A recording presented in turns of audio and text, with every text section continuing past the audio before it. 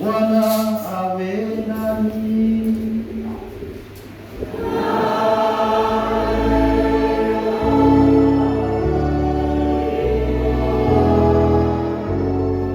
Somo la Injili takatifu lilivyoandikwa na Luka.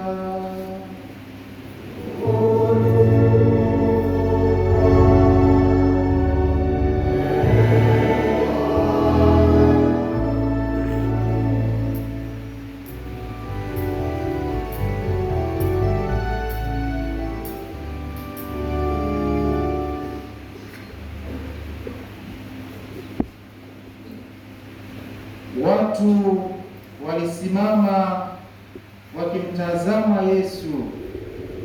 Wale wakuu nao walikuwa wakimfanyia mzaha, wakisema, aliokoa wengine na ajiokoe mwenyewe, kama ndiye Kristo wa Mungu, mteule wake. Wale askari nao wakamfanyia dhihaka, wakimwendea na kumletea siki, huku wakisema, kama wewe ndiwe mfalme wa Wayahudi, njiokoe mwenyewe. Na juu yake palikuwa na mwani, huyu ndiye mfalme wa Wayahudi. Na mmoja wa wale wahalifu waliotundikwa alimtukana akisema, je, wewe si Kristo? Jiokoe nafsi yako na sisi.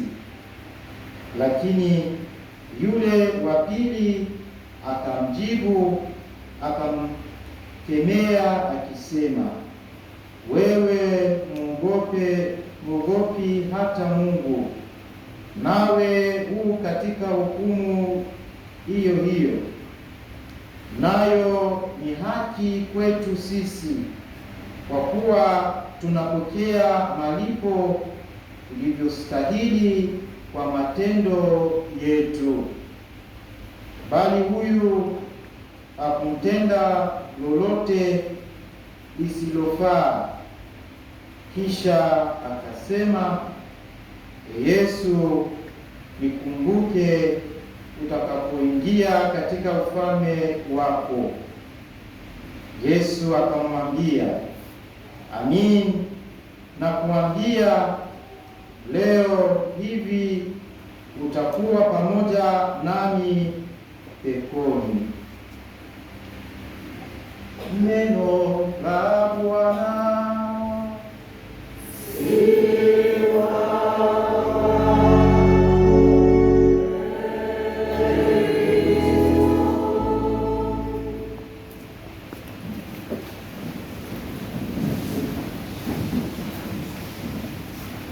Tumsifu Yesu Kristo. Mungu ni mwema kila wakati. Mungu ni mwema. Mada yetu ya leo ni mtukuze mfalme wa utukufu wa ulimwengu wote.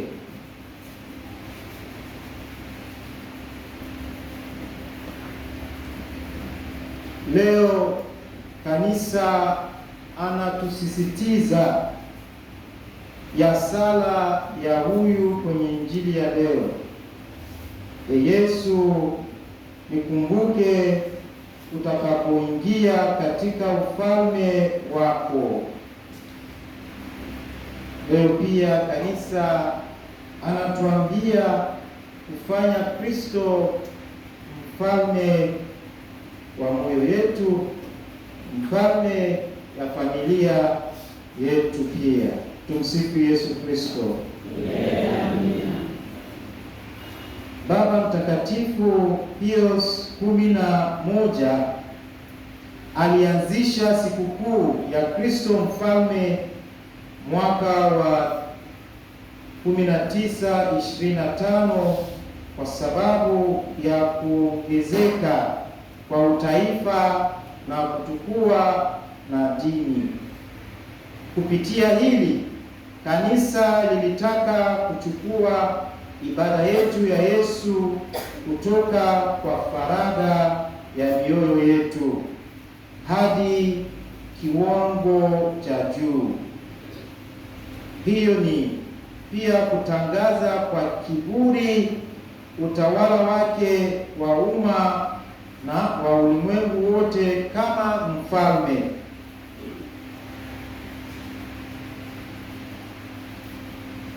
Sikukuu hiyo ilikuwa Yesus Christi Regis, Bwana wetu Yesu Kristo mfalme. Hata hivyo, katika 1969 Baba Mtakatifu Paulo wa sita aliipa karamu hiyo jina jipya, Yesus Christi Universorum Regis, inabidi Bwana wetu Yesu Kristo mfalme wa ulimwengu. Aliliunua kuwa sherehe na kuanzisha sherehe yake Jumapili ya mwisho ya kila mwaka wa ibada. Tumsifu Yesu Kristo. Katika somo ya kwanza ya leo, Waisraeli wote waliungana katika kufanya Daudi kuwa mfalme. Sababu ni rahisi. Waliona ndani yake mtumishi anayestahili. Hakujilazimisha juu yao. Badala yake, yeye alikuwa kweli, na kwa kauli moja aliacclaimed kama mfalme wao, kama sisi aliacclaimed Kristo mfalme wetu leo. Hakuchukua heshima juu yake mwenyewe kwa sababu alijua kwamba hakuna mtu anayechukua heshima hii kwake.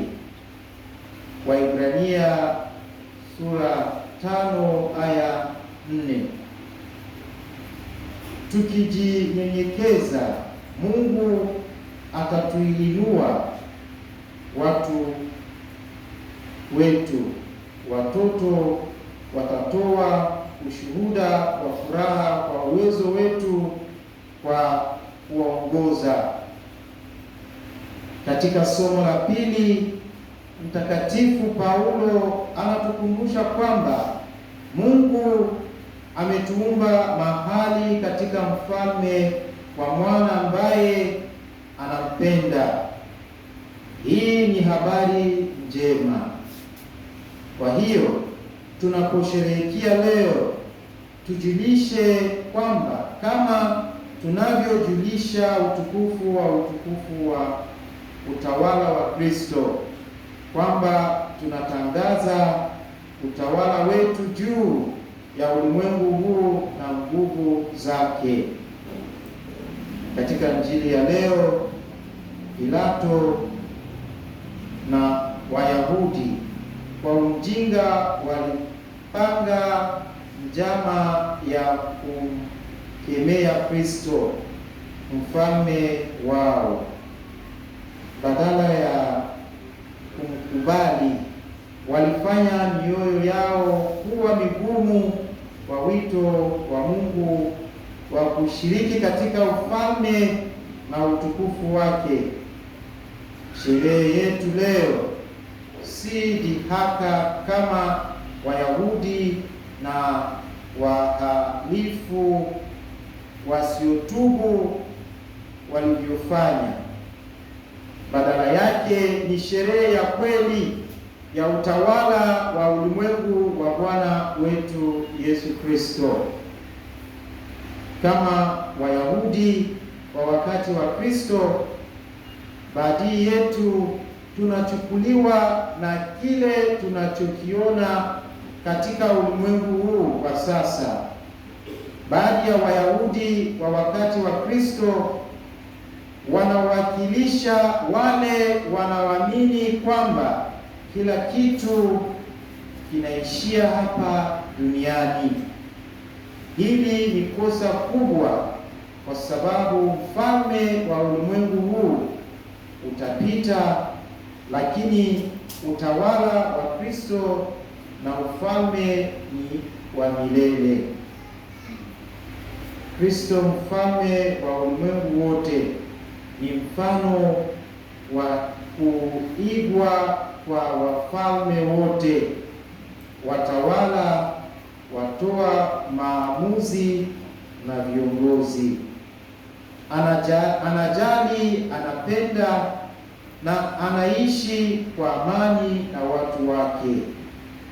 Yeye ni mchungaji mwema, hakimu mwadilifu na mfalme mwenye huruma. Yeye ndiye mfalme pekee anayetutendea kama ndugu zake, dada zake na marafiki. Tumsifu Yesu Kristo. Tunalala. Haya, tunaendelea. Kristo mfalme wetu wa ulimwengu wote ni wa kimungu, lakini anashiriki katika ubinadamu wetu na anaturuhusu kushiriki katika asili yake ya kifalme na ya kikuhani. Ufunuo sura ya 1 aya 6.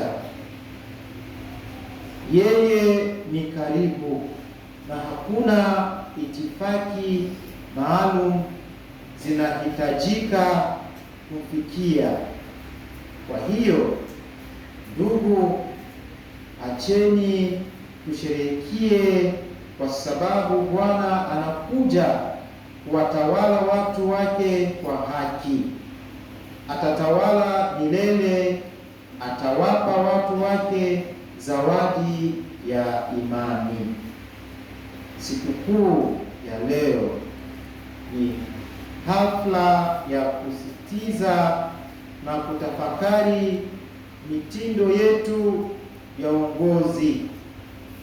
Huenda tusiwe mkurugenzi mtendaji, lakini wengi wetu, mimi na wewe, tunaweza kuwa na malipo fulani juu ya wengine.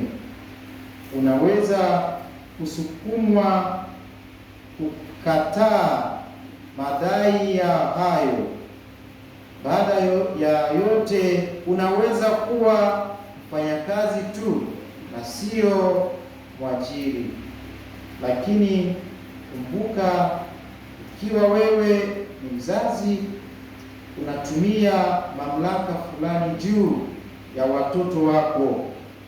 Kama mwalimu, unatumia mamlaka juu ya wanafunzi wako. Kama mchungaji, nina jukumu naongoze pia kati ya watu ninaowahudumia. Leo Yesu anatualika sote tujiulize, mtendo wetu wa uongozi ni nani? Atukuzwe Baba na Mwana na Roho Mtakatifu.